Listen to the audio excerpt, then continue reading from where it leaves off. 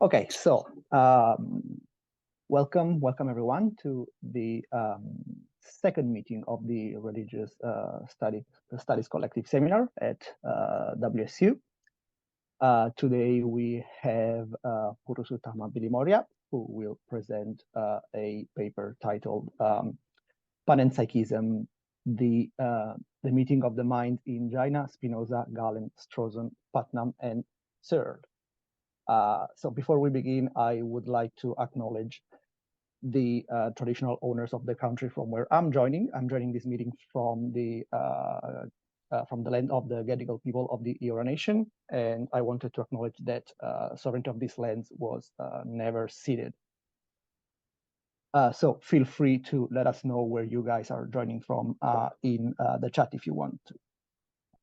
So Purushottama Bilimoria is an internationally recognized and outstanding scholar in religious studies and in Indian philosophy and postcolonial philosophy of religion as well.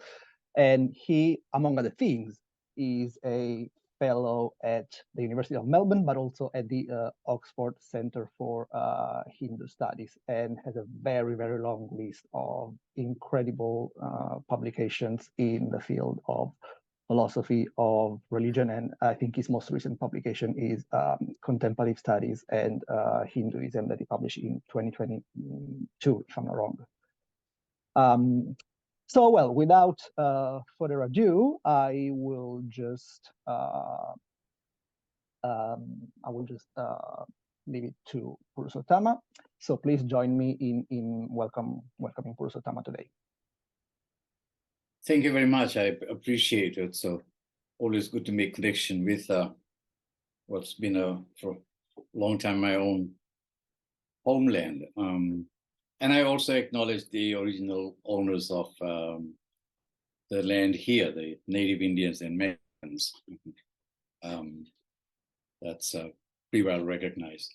I'm very intrigued with the picture behind you.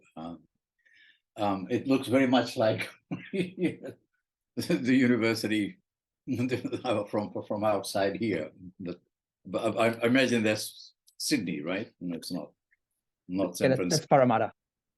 Or Parramatta, right? Okay, so let me begin, and I'll just go through, and at some point I will try and bring in the slides as well. So, well, there are a couple of slides that I perhaps might kind of begin with. So if I say share the slides, so you can see there's the famous faces here arguing with a panpsychist about my vision of Panenpsychism. Okay, I think the other one that I might want to come to in a moment. Yes, there's going to be a slide a little after the.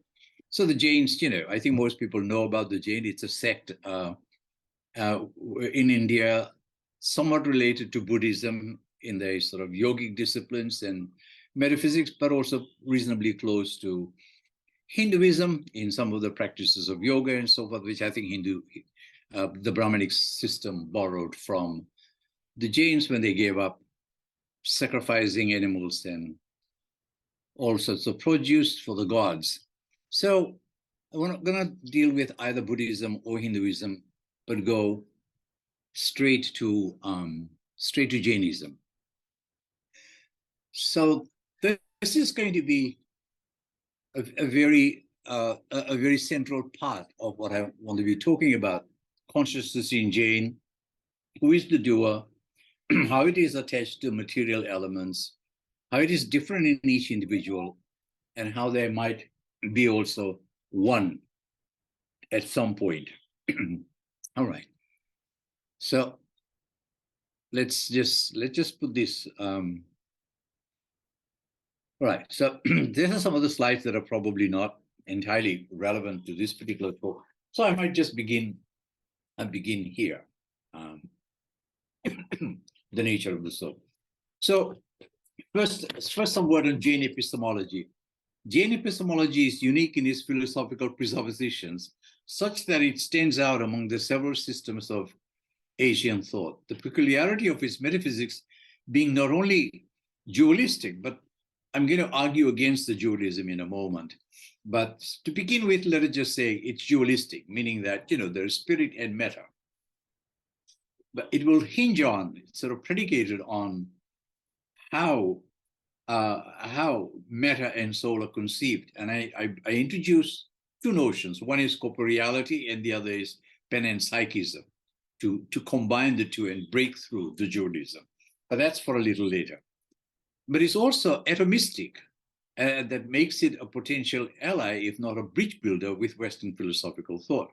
So atomistic in the way that Aristotle perhaps thought of, or Empiricalists and people like that, but not atomistic in the material context, but atomistic in the non-material, the immaterial context as well, which as I will show, Aristotle certainly had some ideas about. So Jainism is known for its insistence that its doctrines are not only coherent but rational. So objectivism holds to the same premise. Jain's concern with epistemological issues has two main functions. One, to provide the basis for an intelligible discourse on matters of common everyday experience, the doctrine of matigyana, sensory knowledge, and demarcate this area from what constitutes the knowledge of the ultimates of reality. In other words, what is it that we know, and how do we know what we believe we have come to know? These are, of course, standard epistemological questions in Pramanavada, which most subscribe to in one form or another, even if they end up demolishing the same. For example, Dharmakirti in the Buddhist text of Pramanavartika. Now, in modern philosophy and science, there is at best one epistemology that is allowed any space in public discourse, and that is physicalism or reductive materialism. We allow credence only to modes of knowing that can be measured. We test and measure phenomena based on the tools available to us and describe it based on methods, based on methods of measurements, stripped of any modes of knowing which are considered unscientific or non-philosophical. As you know, H.A. and people like that, something that's not verifiable is just entirely nonsensical. The Jain epistemology, on the other hand, allows for more modes of knowing. Now, I won't go into that part of epistemology, but just mention in passing, for example, extrasensory perception. It's not often shortened as ESP, which is considered a valid option with mind reading, remote viewing, and other pseudosciences are also considered valid. Yet even in the West, these ESP phenomena are well studied by the CIA. They are investigated in quantum physics, are even beginning to be looked at by neuroscientists who, or their subjects, have experienced phenomena such as near-death experiences, remote perceptions, meditative states, psychedelia, and other mind expansions. But I'll leave that aside for now, for Jains do not consider the mind to be such a big deal in the larger scheme of things as we do in contemporary West, and consider the more substantive claims in the domains of empirical knowledge and get to the claim about omniscience. So, free of mind, kind of the big thing in the West, is not really a big concern for Jains, because mind is not seen to be such a problem or something that is itself not explainable. Consciousness is, but that's a different subject matter. It's a different category, if you like, in this scheme of ontologies. So consciousness, yes, and I think it's beginning to be realized in the West as well. With the so-called hard problems, hard problems of consciousness, of subjectivity, and so. So Jain philosophy recognizes consciousness as an attribute not of the mind, but rather a perceptive faculty of the jiva. So jiva is very hard to translate, but we'll just translate it as soul for now. Sometimes we will use self, sometimes we'll use subject as translation as well, and sometimes even subjectivity, because it's not always about a substance, but it may be about a function, about an experience as well. Because in a way, the jiva outlives itself. This is a pretty strange way of sort of putting it, but there's elements of transformation which makes the soul less less individualistic than it appears at one point, right? So at one point, namely in our own existence as individual beings. Although it's not universal in the way in which Atman is in say Brahminic philosophy. Atman is Brahman, so souls actually don't matter. It's ultimately just Brahman, right? No, it's they don't have a concept of Brahman, so there is no Brahman. But there is a concept of one. I will come to in a while. But let's just begin from the beginning, as a kind of like as in Aristotle. We begin with, most Indian philosophies begin with the mundane, with phenomenon, with material. So here we have jivas, and we have plurality, multiplicity of jivas. Okay, so the jiva may well be constituted from irreducible atoms, but that makes for a different kind of substance, dravya, than the substance we call matter, heavier mass and gravity. So, most people think substance is just material. Well, of course, Descartes made it very clear that the mind, as he called it, linked to the soul, is a substance of a completely different kind. It's spiritual, as is the substance of which God might be made, or whatever the essence of God is. It still is some substance, but it's a spiritual substance, so it's not material. The Jains make a similar distinction between substance that we might call matter and substance we might call spiritual. And this jiva is on the side. And I'm saying, to begin with, remember, they're talking about categories rather than actual things. They're trying to describe things. It's a more descriptive metaphysics at this point of what we experience, more or less. So, but anyway, let's just accept the fact that jivas are opposite of pudgala, matter, as heavier mass and gravity, whereas the jivas may have no mass and are not subject to gravity and other laws of nature. It also bespeaks a form of panenpsychism, I've coined this term from panentheism and panpsychism. I prefer panenpsychism because it cuts across both. It also cuts across panentheism, pantheism, panentheism, and panpsychism.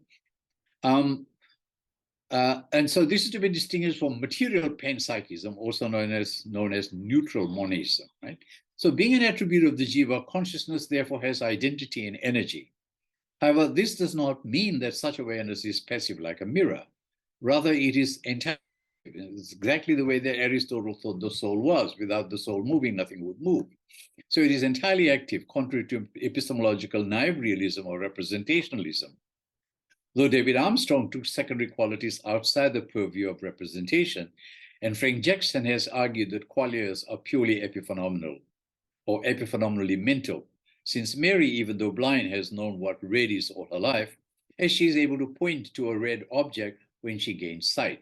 Right? So epiphenomenal, this is mostly in abstraction. I don't think they expect any kind of empirical justification, verification of what's being theoretically proposed. But yes, some people do believe in epiphenomenal mental entities. Okay, so consciousness, by possessing identity, inevitably functions through specific means, that is, cognition or intuition, jnana, conation, volition, and discursive reasoning, tarka. Some commentators add emotion and moral sensibility, which enable us to gain knowledge about external reality as well as the ultimates of reality, the thing in itself, let us say.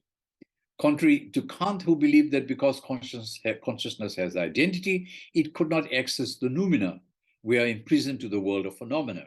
Whereas in Jainism, there is access to the thing in itself. Or it might turn out that the soul, from another perspective, right, what the Buddhists would call paramarthika, might be the thing in itself. That's a very interesting argument that I want to develop in a moment. So there are two paradigms of knowledge of what Jains call paroksha, direct, immediate, akin to intuition, direct knowing, akin to intuition, and pratyaksha, they call indirect or determinate perception. Now, Jains reserve and use the latter not in the sense used in the other Indian philosophies, but in the sense of aparoksha, with the exception of yogi pratyaksha, aparoksha meaning not determinate. indeterminate, which is on the way to, but not yet attain full omniscience knowing. So, sorry, aparoksha means immediate, not immediate and direct. So it's sort of direct intuition. Like as in what they call yogi pratyaksha, which would be which we called ESP for short earlier on. It is on the way to, but not yet attain full omniscient knowing. Not all forms of pratyaksha are absolute or unassailable. Jain theory of partial omniscientia, I call it, encompasses the powers of ESP, telepathy, clairvoyance, time-space travel that do not entail exiting the body-mind complex, as would when ascending to the omniscient Siddhaloka. So the omniscient Siddhaloka is a state sort of far away. There's all the texts are here, so I don't think we need to. I'm just trying to find a picture of that picture of the omniscient. So there would be the sort of the idea of the omniscient Siddhaloka. All right. So other minds are best known through these perceptive sensory faculties, and also through the exercising of virtues such as ahimsa or non-violence. So you can see, in some ways, emotions are part of the process. That's not just knowledge. There has to be an ethical, what a colleague of mine in University of California, Berkeley, is called ethical pedagogy. Yes, so it's a kind of ethical pedagogy. If there were no others, the face of the other, ethics would be wasted, self-indulgent, care of the self only, but it is not. So in the theorizing on Matigyana,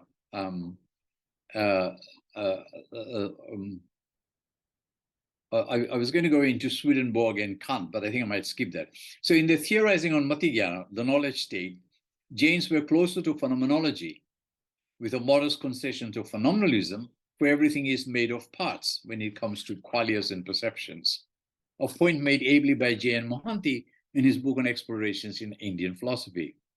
Unlike other Hindu Brahminic darshanas and closer to the Buddhist view, the Jains had no difficulty accepting swasamvedanam, the thesis that cognition is it knows itself, so there's self-reflexivity.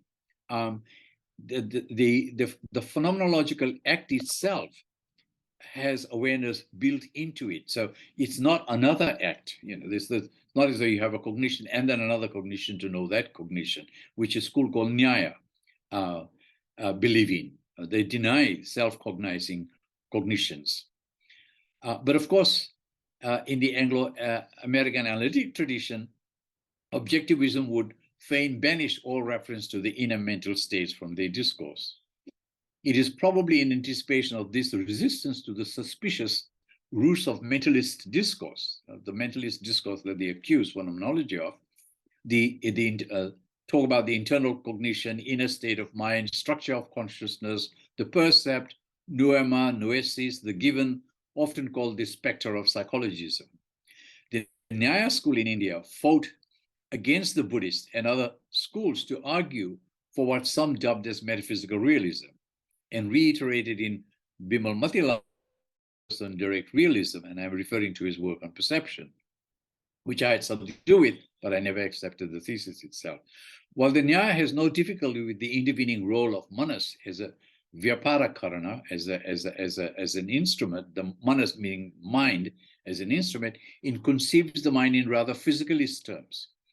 It is, after all, a subtle form of matter, prakriti, of which the body, deha, is also made. So yeah, yes, they'd probably be happy with the kind of the reduction to the brain, but it's not the brain for them. It's another organ altogether. The manas is not reducible to the brain, but yes, certainly to another organ. Subtle. It's a subtle form of matter, of which the body is just one manifestation.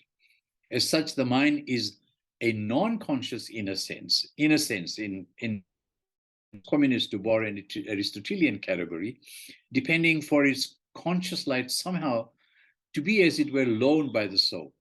But it too, the soul too itself is non-conscious, and is not the loci of cognitive, affective, remembering experiences, right? So it's not the soul that is actually where cognition and so forth takes place. It does take place in the mind, but they're both unconscious to begin with. But they light up, as it were, when there is activity, when there is connection. So mind is not the domain of private experience, and no importance need be attached to the phenomenological process, as the cognition is not samvedanatva. So it's not there's no self-reflexivity, and so another cognition is needed. So this is really the one of the counterfactual that comes up from the Brahmanic tradition. So the entire Brahmanic tradition is not Advaita Vedanta and so forth. There's a very hard-headed physicalist,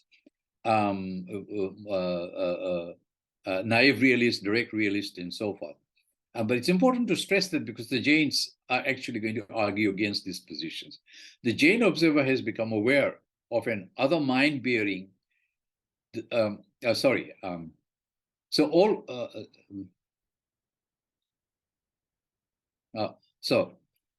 I deviated. So in the case of the Nyaya, the cognition or knowledge is an epistemic awareness. It happens out there. It touches the object out there, and as such, it's public. And all cognitions are, but another cognition always has to come along to actually acknowledge that cognition. Now, but if a hunter, this is a thought experiment, but if a hunter comes along and also says, Simha Pashyami, I will kill it. I want to kill this thing. Then the Jain observer has become aware of an other mind bearing same-like cognition, right? But until then, the Jain is only aware of its own cognition itself. Then the Jain observer has become aware of another mind. But the intention to destroy the lion triggers compassion for the threatened creature. What would it be like to be a lion and suffer the agony of a hunter's blow? So what would it be like to be a bat? But probably more like, what would it be like if the bat were being shot, right?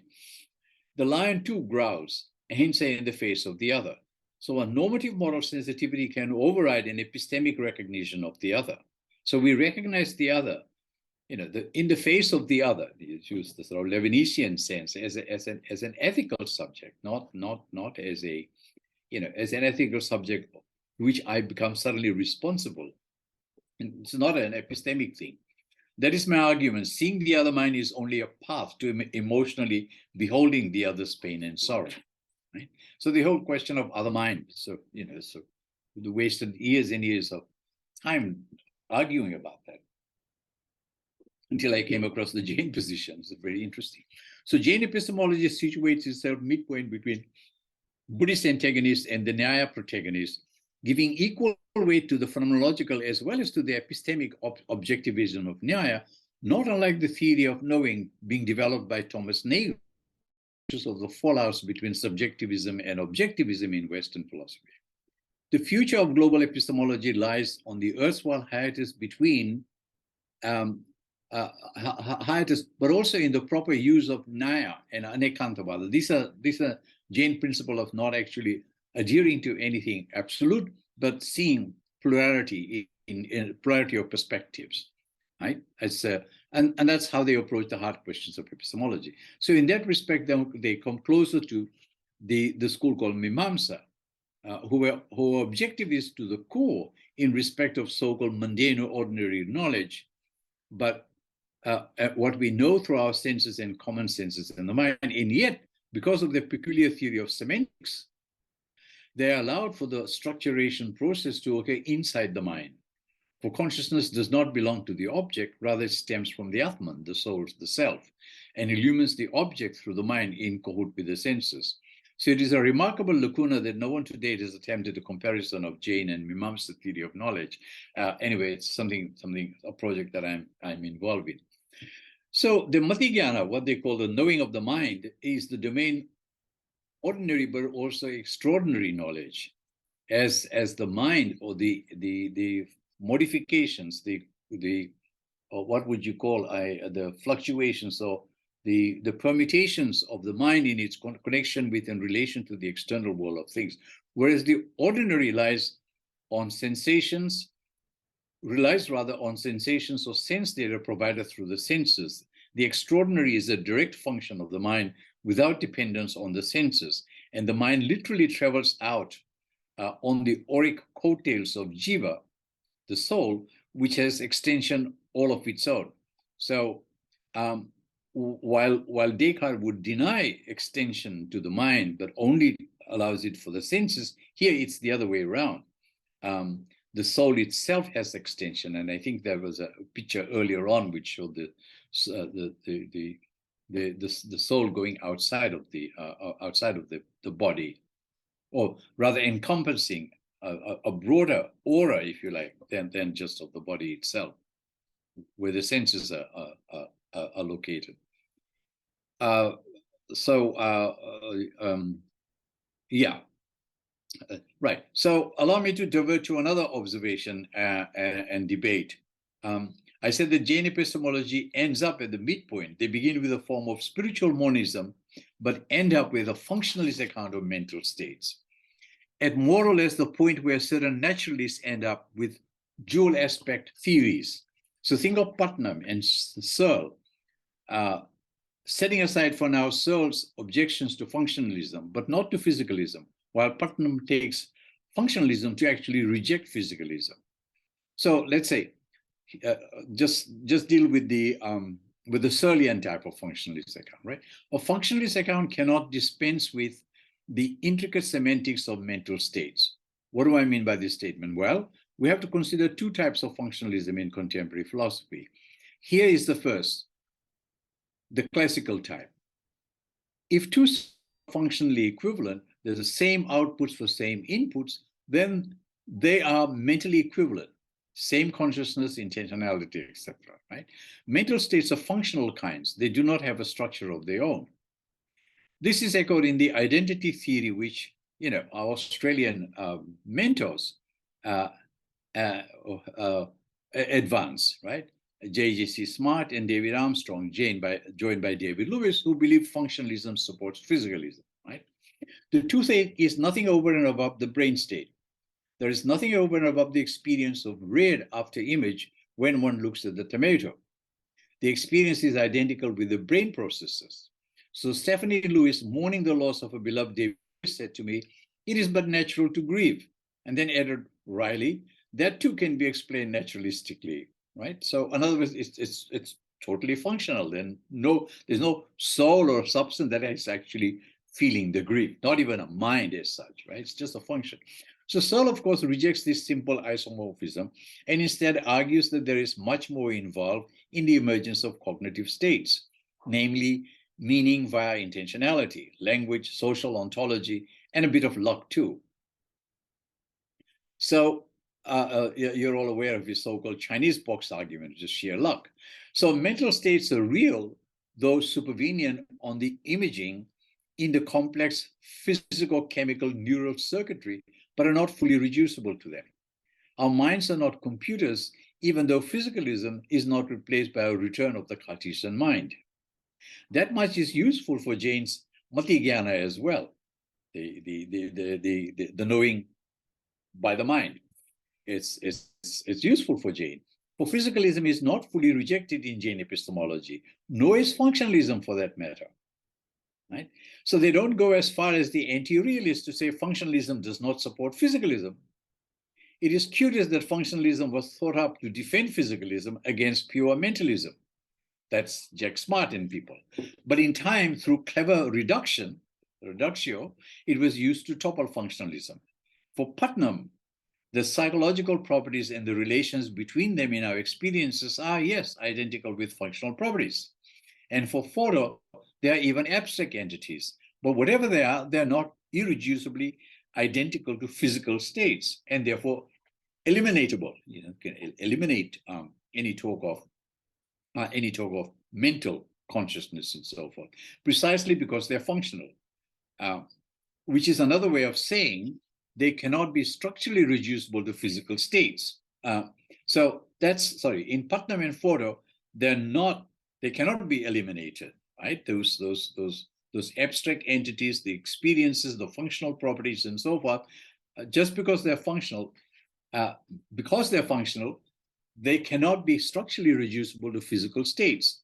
The pendulum has swung 180 degrees. The structure to which the Jains would find a supervenient relation is with the soul, which is non-physical. So this is how it works.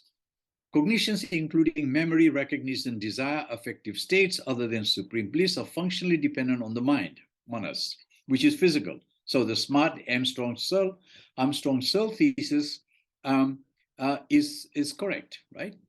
That the mind is physical. But the mind itself, the manas, as the cognizing, volitional, affective, understanding instrument, and via a relation of parallelism, then interactionality, we might say, proximally or symbiotically by its sheer presence and energy vibration that it reverberates outwards, it is structurally dependent on the soul, whose constituents are knowledge and cognition. So that's where it's coming from. It's coming from the soul, the will, volition, purpose, subtlety, and infinite energy as the practical intellect. The ancient Greek philosophers also believed that the soul is like a breeze united with the body and takes its form and shape. The jiva too, like the air in the balloon, expands and controls the entire body. And that was the picture that we had here. So that's the way the soul is pictured. And then here you see how there are what fills in, if you like, in the body of the soul. So true to the system of reasoning, Jains are able to meet the two or more of the squabbling functionalists and anti-functionalists or structuralists midway. To be sure, the resonance is stronger with the internal realism kind of thesis that Putnam developed, but also incorporates a whole swath of phenomenology, which Searle uses, but does not want to call it such, right? It was Derrida who first called out his bluff on that, and Mohanty who believed that phenomenology is a precursor to functionalism, and has always maintained that Searle lifted the intentionality bit from Husserl, but used it against Husserlian functionalism. So Mohanty, as we know, was the first one to present a clear articulation in English of Searle's thesis of ideality and intentionality. And I might just pause for a split second and say Mohanty passed away just about 2 months ago. The idea of intentionality, of course, goes back to Brentano, and what Searle longed for inside the Chinese box was actually not something quite intentional, but more functional than intentional. Because in that box he doesn't know any Chinese, but he's able to follow the rules, put things together, and he says, well, a computer could not have done that. A computer could not have done that, but that's because he's got an idea of intentionality linked very much to mental processes functionally. And in that respect, he's very close to Husserl. So before I go to functional type 2, I have some Hellenistic and more Husserlian background archaeology to bring in here.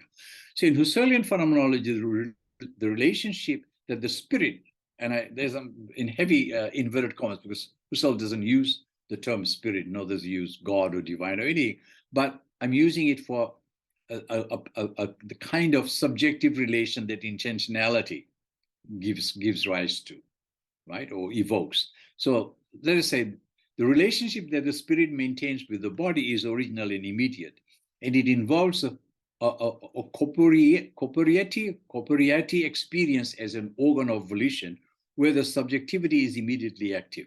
Right? The subjectivity is immediately active. There's an immediate action of the subjectivity.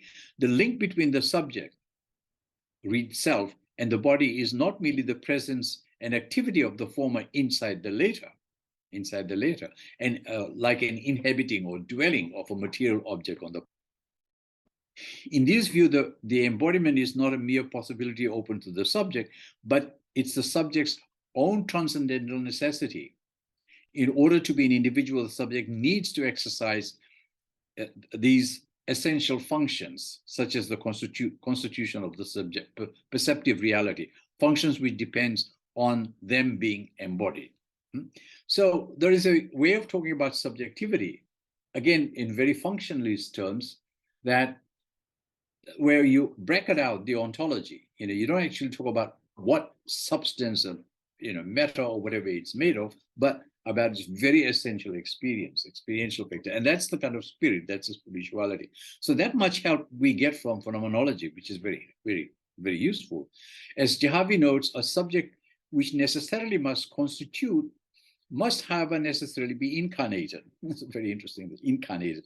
And this embodiment of the subject cannot be understood as a stay in a usable container. It's not just, a fly in a fly bottle, which can then simply be discharged at a future time.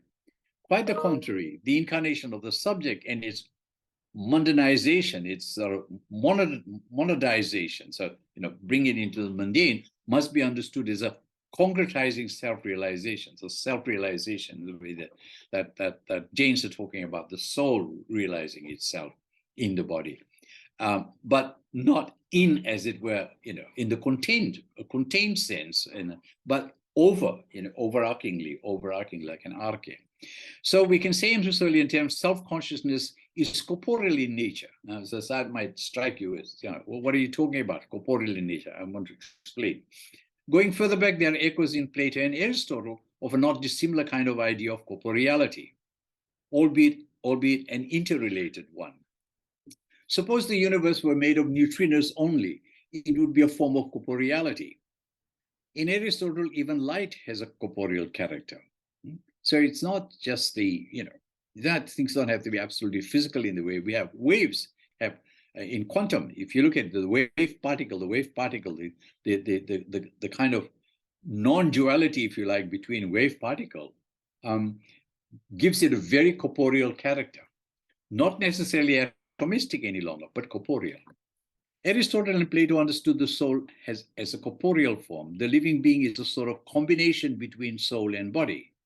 In Philebus, as distinct from the Phaedrus, Plato explicitly indicates that there are certain things that are common to body and soul, thus suggesting that it is not possible that the soul develops its own activities independently of the body, willing to argue that there is no soul independently of a body, and at the same time, there is no body that is an ensouled and hence living body without a soul in it. So you see the sort of what Michel Obori calls codependence thesis.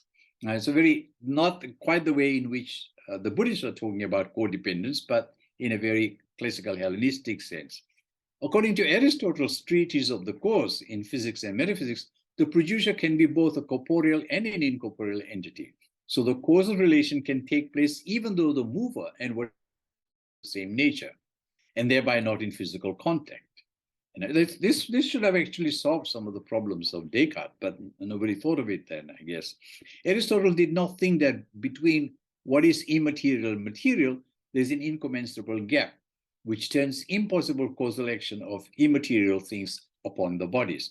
So there is here a possibility of actually talking about immaterial, and I don't want to put too much of an emphasis on the immaterial in the Jain context, but because it's more functional, as I said, but let's say it's immaterial and the material body.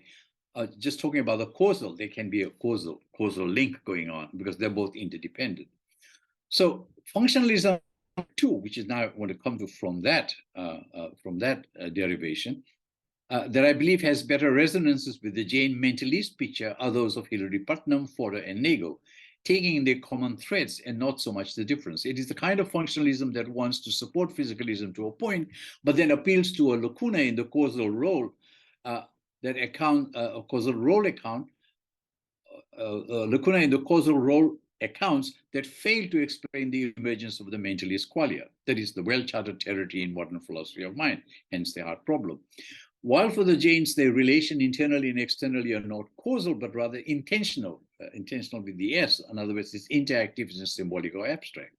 So we see how an internalist account within the vortex of the manas or mind, which in every sense of the term is of the same substance as the body is not an attribute of the soul, much less identical with the soul, but it can still emerge, right? So it still emerge, not because it's identical, not because it's entirely different, but because of a very strong symbiotic relationship that's going on. Why did the Jains then not set side with Armstrong, smart, central state materialist theory? What have they got to lose? The Nyaya came almost close to that position, for in the Nyaya onto epistemology, the soul is essentially inert. Consciousness is not an attribute of the soul and does not exude any conscious function.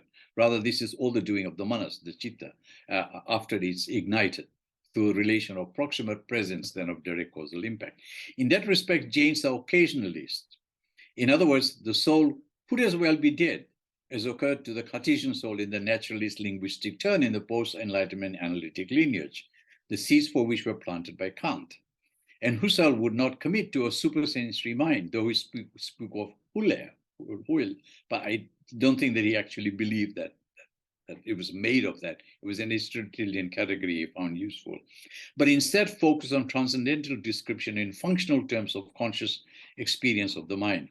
I, for one, do not believe Thomas Nagel is too far away from Husserl in as much as he too looks for a middle way, as it were, or perhaps a third way, as he put it himself, to cut through the irreconcilability between the physiological, functional, and phenomenological, the mental and physical, the subjective and objective, and the connection between them. He believes it might be a transparent and necessary one. Now, the Jains, for their part, would applaud Nagel's down-to-earth decent proposal, and as I've tried to show over, they certainly do see a fluid relation between the three, perhaps necessary up to a point, but which may have to do with the soul withdrawing the energy it provides that makes the clear light of mind still the physically structured faculty possible. Right? So we can distinguish between the mind and the body without thinking them completely separate. So distinguishing is not separating. Hence, the relation between the mind and the physical is differently configured in waking state, dream, and deep sleep, and also perhaps in meditative or contemplative state. So there can be an ascendancy of mind through these states. In these states, and that again depends entirely on the function, on what the functions are going on, and nothing to do with the attributes. In these states, the mind itself withdraws from the earthly properties to more transcendental and sublime relations, hence effectively changing the function of the mind, reducing the physiological dependence and the input mechanism provided by the sense organs, but eliminating them entirely. So there are eliminators in the other direction to the church lens, right? So I have to confess there is almost a type of panpsychism, or what I call panenpsychism, at work here, proximate to neutral monism, wherein it is claimed that the quality of the conscious is inherent in the material of physical particles. You know all of this that comes from Galen, Strawson, and people who don't believe that there is ultimately a transcendental or a supreme or supernatural consciousness arises from the very particles that we have in physical matter. The difference, however, that Galen, Strawson kind of panpsychism, which relies on the physicality of particles as such, being particular, being particles is not the problem for Jains. Just what these particles are made of that constitutes consciousness is the bigger issue here. There are some aside of Galen and me having conversations, also we won't go into that. This could make a dent in the cul-de-sac we observe in current Western theories of mind and the ubiquitous rhetoric of hard problem, perhaps unique and harder or tougher than people had thought. Nagel's dictum notwithstanding, Husserl had said as much if only Husserl was taken seriously. This is the place to go deeply into Jain metaphysics to show that if there is any kind of paganism, it is also not of the cosmic psychism kind. And the soul is not one which emerges with Brahman or such transcendental plenum. The soul is a spiritual substance, individual and distinct among each other.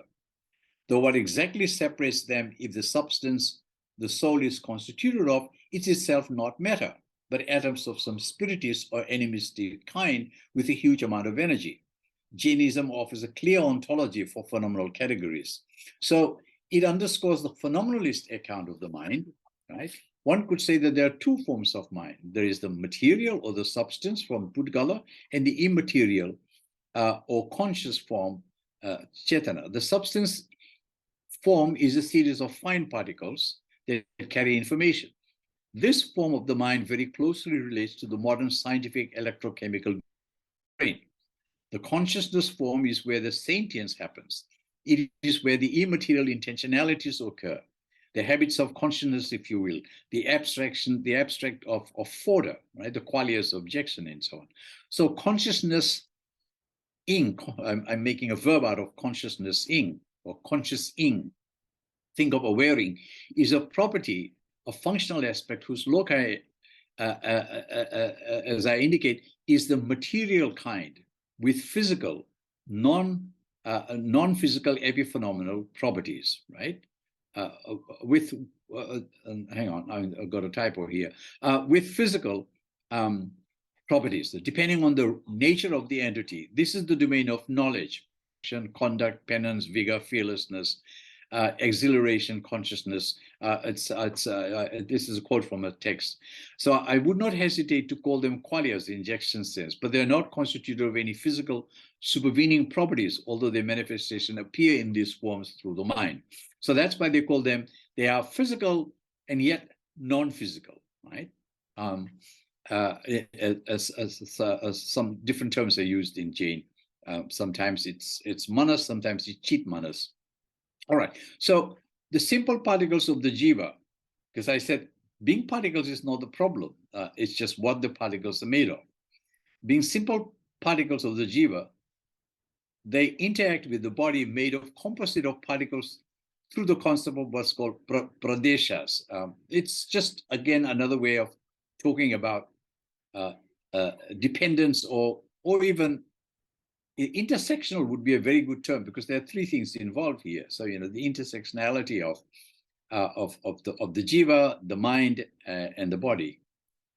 Because jiva is composed of particles, albeit not physical, it is able to interact with and penetrate or pervade over physical particles. And Aristotle thought there was no problem with that, which are then energized to combine in dyads and triads and forms and various geometric dimensions to emerge as entities we call physical properties in primary and secondary qualities and locus.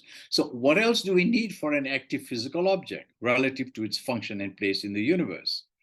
Say from rocks to subjectively experiencing and reflexive beings, individuals like us, and so forth. So a kind of emergentism seems to be at work here.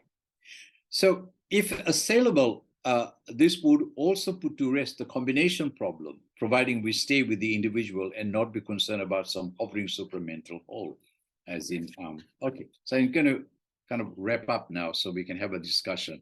There's a lot more. I only have. So it would be true to say that the body is consciousness rather than consciousness is in the body. The Chinese certainly did not think consciousness, chi, was to be identified with the brain only. Naturalist Chinese practice and believe in acupuncture, and they believe that it could even be in your toe. So in that respect, the atomic nature and contents of the soul are like elementary particles, electrons, protons, neutrons, photons, which, unlike physical particles, are not restricted by space-time, and whose dimensions may exceed those of the physical. But then these kinds of problems arise for the basics of quantum as well, from string theory to neutrinos to Higgs bosons and beyond. I flagged in my abstract that the jiva is a field particle. I call a field particle. In other words, it has both magnetic field property as well as particle property. Consider Democritus, according to Aristotle, believed that the soul, Suke, is composed of one kind of atom and takes the shape and form of the body. It is what provides energy, fire, a bit like electromagnetic force to the body. Epicurus went further and added more, albeit special atoms than just the one that constitutes the soul. But the Jain theory of the constituents of the soul also includes energy, since all dravya are mass-bearing substance. And so if we take it from Einsteinian general relativity theory, these are interconvertible, E equals mc squared. Why should the axiom not apply to the dravya of the soul? Further back in 1925, quantum mechanics found that light behaves as both wave and particles. De Broglie proposed that electrons were also wave and particles. and so forth, right? And the Planck's constant. So this leads Niels Bohr to formulate the principle of complementarity. Now, in other words, two contradictory theories can both be true, and two contradictory type of substances can also interact, right? And of course, you can then get into the Heisenbergian principle and so on, which are probably not necessary for us at this point. So I'm going to conclude now. So can the soul, if we apply the theory of electromagnetic field and thermodynamic and curvature of space-time and so forth to jiva, the idea of jiva? Now, so thermodynamics and so forth comes in, is another part of the argument here when we bring in karma, when we bring in the karma theory and so forth. So it applies to karma, but not to the soul itself, right? You can apply to the karma. So from this as the background ontology, we can see how an epistemology of conventional knowledge is also developed, but also how a epistemology for consciousness at levels that our conventional knowledge is not able to completely appreciate can be recovered as well. And that part was the part with omniscience. So if Chalmers had difficulty explaining how you come to experience on the subjective front, wait till you sort of encounter an omniscient Jain Arahant and see what kind of level of consciousness they've attained, which would be very, very hard for us to account for. So there's some other discussions that I then draw from Plotinus and I draw from Plotinus's idea that the soul is one with all soul. It is in essence a co-creator of the cosmos and therefore not really the subject to the laws governing the cosmos. So it's very, very interesting that you could have an individual soul that is also connected with the world soul, the all soul, but it actually works together with the world soul, not separately. However, it does not remain as an individual soul, because ultimately there is one, because that's the emanation and it's going back.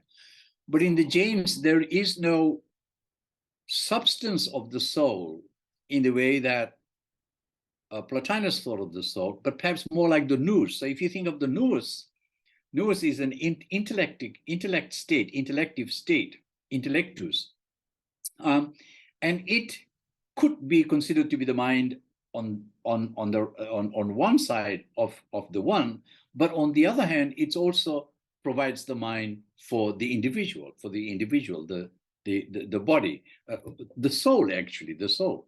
But what's important is not the soul. What's important is the nous, because nous is really the middle point too.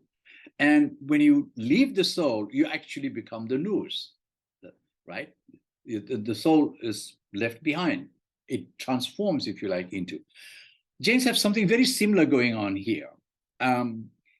So it's the simultaneity that the one, without sacrificing the plurality of the souls, the one I speak of is the transcendental possibility of the states of omniscience, and that's already given in the soul. So as I said earlier, unlike the one, it is not a pre-given. The one is not pre-given. It is not prior to the soul, but nor is it posterior to the soul. So there's a kind of apparent inconsistency, if you like, with James solved from using another kind of logic. As Porphyry explains, the soul is on a gradual course of progress towards the highest good. Beginning with a simple, practical virtue, the soul gradually rises to higher levels, eventually attaining what Porphyry calls the paradigmatic aritai, or exemplary virtue. Jains, going on, becoming part of the omniscient collective, is something like that. With more souls attaining enlightenment, divinity grows proportionately. But suppose no souls ever became enlightened, then there will be no divinity. Almost like the state in Spinoza, where if nature collapses, so will divinity hit ground zero. So, this is the interesting part, and that was what this diagram. I use lots of diagrams later on to sort of explain some of the things that I was talking about the interaction and about the field and so forth. And even the entire cosmos kind of is happening in the individual itself. So the cosmos is just a reflection of what's going on in the individual. But I wanted to come to this one. So here are sort of some ideas of different ways in which particles are conceived now in quantum physics and in the universe as well. But this is what I take the Jain ultimate state of omniscience to be. There is no one, to which they're returning. And yet that one does arise, sort of the one of Plotinus, or the, more like the nous of Plotinus, if you like, because that's the omniscient state. And the collective of the omniscience, what forms ultimately divinity, if you like. It's not so different from Spinoza's idea of, the nature being divinity itself.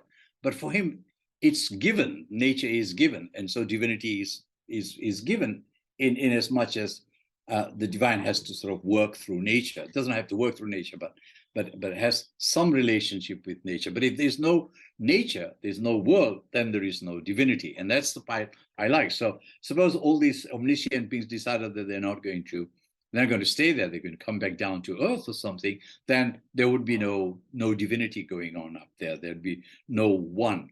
So it's a collective. And so the collective of the omnisciences, if you like, because they're not beings as such. They're just minds, omniscient minds, but mind with a capital M, so more like the nous, the intellect, if you like. But because they're not physical, it's hard to know what separates them. What is their difference? If we had Cartesian minds, why don't they run into each other? I mean, what's the barrier? The ideas are the same. Right? The ideas are ideas ultimately. It'd be hard to sort of know what they mean. Like guests, two guesses can just merge into each other of the same kind or different kind. So the omniscient state is really really puzzling to me. That there can be omnisciences. They don't retain their distinct identity, and yet they don't. Well, I don't know. I guess they do become one. Maybe there is a one that constitutes that, but the Jains certainly say that the more omniscient beings we have up there, the more the energy is, and the better we are for that. If we don't have any enlightened beings up there, then we don't have much going in our world either. Anyway, we've gone a long way, but my main argument was to sort of come up with a Jain theory of mind, which I can use to argue against physicalism, argue with functionalism, happy with that, and raise more issues for subjectivity, and so forth. And then for the theological side, perhaps consider an argument of omniscience making the one somewhere along the line. Note I said making the one, not starting with the one. Right. Okay.